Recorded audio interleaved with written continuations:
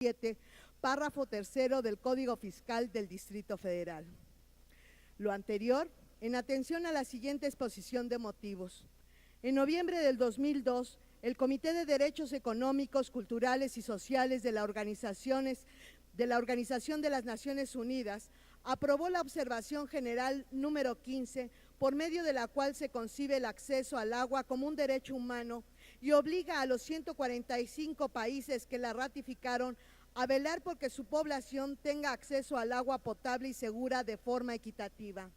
La observación dispone que todas las personas deben tener agua suficiente, asequible, accesible, segura y aceptable para uso doméstico, por lo que se exige que los países adopten estrategias y planes de acción que les permitan aproximarse de forma rápida y eficaz a la realización total del derecho.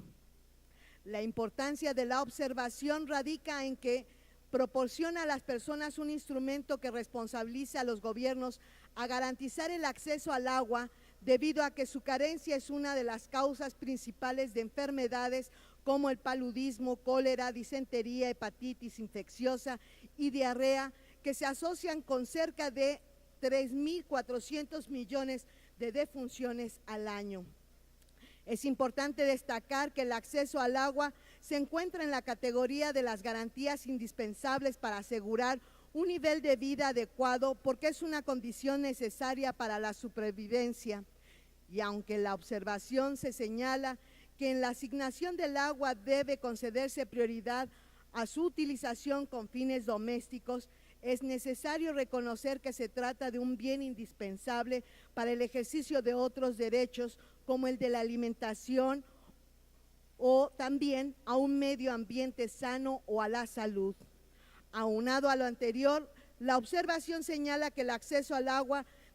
no debe interpretarse de forma restrictiva, simplemente en relación con cantidades volumétricas y tecnológicas, sino que atribuye al agua un carácter de bien social, no económico, que impone diversas obligaciones al Estado.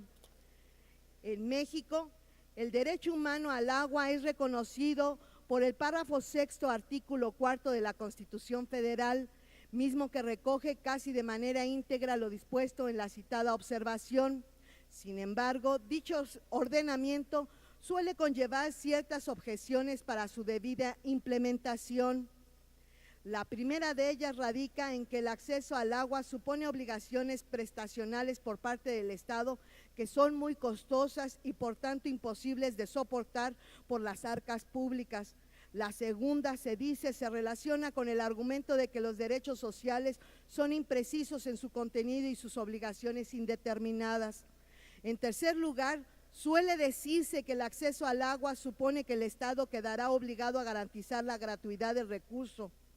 pero esto es inexacto, dado que se trata más bien que todas las personas, especialmente aquellas que se encuentran en situación de vulnerabilidad, puedan tener acceso diario a un número de litros suficientes para cuestiones eminentemente domésticas, independientemente de tener los recursos necesarios para pagarla. Esto es sensato en un contexto mundial de globalización económica en el que más de 1.200 millones de personas carecen del agua potable, mientras los procesos de privatización se profundizan y aceleran sin que ello esté reportando hasta ahora algún beneficio a la población.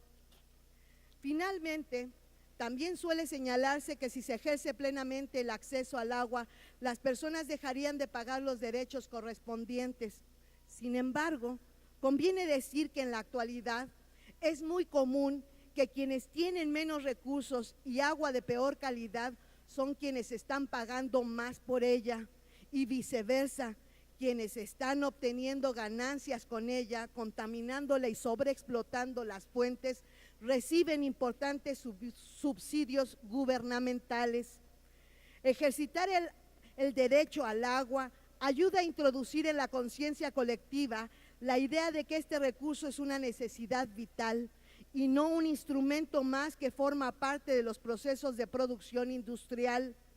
El agua como derecho permite que nuestra ciudad fortalezca su posición frente a los poderes privados que ejercen fuertes presiones para no pagar el agua que utilizan y contaminan.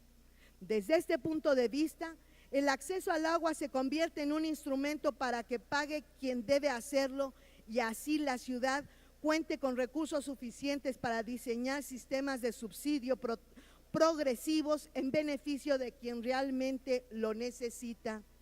El derecho se convierte por ello en una vía que pueda contribuir a dignificar la vida de las personas y no solo para garantizar el desarrollo de las empresas. En contraposición al negocio amparado en la violación sistemática al derecho humano al agua, es de reconocer el trabajo del Grupo Parlamentario de Morena en la Asamblea Constituyente de la Ciudad de México, que en su artículo 9, apartado F de la Constitución local, estipularon que toda persona tiene derecho al acceso, a la disposición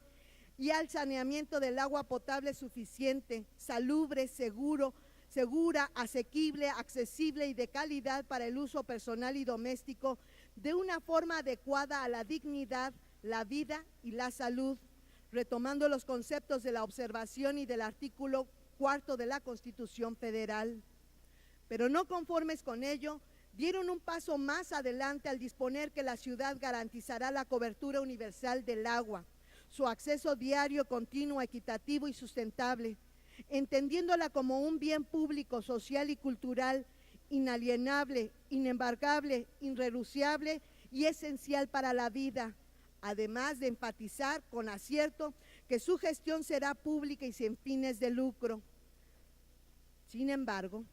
aquel espíritu innovador expresado no ha permeado en las normas que de ella emanan. Al caso concreto me refiero al párrafo tercero del artículo 177 del Código Fiscal del Distrito Federal, hoy Ciudad de México, debido a que al emplear el concepto solo podrán restringir el suministro a la cantidad necesaria para satisfacer los requerimientos básicos de consumo humano, se omite proveer la certeza jurídica necesaria en una ley, debido a que no se establecen elementos que informen a quien se ubique bajo el supuesto de la norma sobre qué cantidad de agua se requiere para tales efectos y si esta cantidad debe entenderse por toma de agua o por persona que habite en el inmueble en cuestión. Al efecto, es necesario atender lo dispuesto por la Organización Mundial de la Salud, que al hablar de agua, saneamiento y salud, menciona que la cantidad de agua que se provee y que se usa en las viviendas es un aspecto importante de los servicios de abastecimiento del agua domiciliaria que influye en la higiene y por lo tanto en la salud pública, por lo que si no se logra un nivel básico de acceso al servicio, no se podrá asegurar la higiene en la vida y se pondrá en peligro el derecho a su consumo. Por lo tanto, proveer un nivel básico de acceso debe ser la más alta prioridad para los gobiernos. Asimismo, se considera que previo a cualquier restricción de suministro, el sistema de aguas de la Ciudad de México lleve a cabo medidas que propicien que el adeudo se subsane. Particularmente, se propone que se lleve a cabo a través de un convenio de pago en parcialidades, que actualmente se establece solo cuando la restricción ya se ha llevado a cabo, lo cual carece de todo sentido. Por tanto, a través de la presente iniciativa, propongo la siguiente redacción para el párrafo tercero del artículo 177 del Código Fiscal del Distrito Federal. En el caso de los usuarios con uso doméstico y usuarios con uso doméstico y no doméstico simultáneamente, el sistema de agua solo podrá restringir el suministro a la cantidad necesaria para satisfacer los requerimientos básicos de consumo humano diario de cada persona habitante de la vivienda, siempre y cuando acredite el incumplimiento de un convenio de pago en parcialidades con el contribuyente, subsista el adeudo y haya realizado la notificación respectiva en términos de los dispuestos por el artículo 437 de este código. Es decir, se traslada la responsabilidad al sistema de aguas y no al ciudadano que está en adeudo, seguramente en su caso,